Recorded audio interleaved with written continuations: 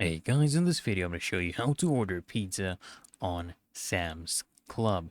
And it's really easy and simple, guys. So first things first, you want to either open up the Sam's Club app or you want to visit Sam Club's website and log into your account, okay? Come here, click on sign in and log into your account. If you don't have an account yet, guys, what you'll need to do is you will need to sign up or log in as a member to access the ordering features. Okay, so I'm going to go ahead and register right now really quickly.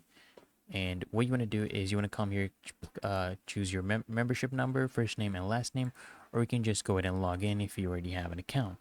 So once you're logged in, guys, what you want to do is you want to head over to the food and drink section, okay?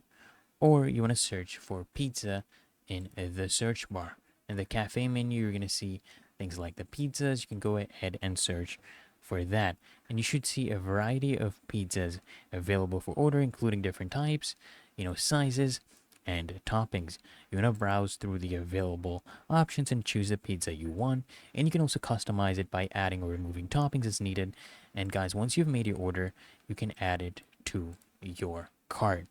Okay? And now what you want to do is, guys, you want to go to your shopping cart and just review your order. Make sure, guys, everything looks good and that your pizza is to your liking. And if everything is correct, guys, you just want to proceed to checkout. And at checkout, you'll need to choose a pickup location or delivery option, depending on what's available in your area. And after entering your payment details, guys, you want to confirm your order and you're basically done. Okay, and once your pizza is ready, you can either pick it up in store or wait for it to be delivered, depending on the option you selected.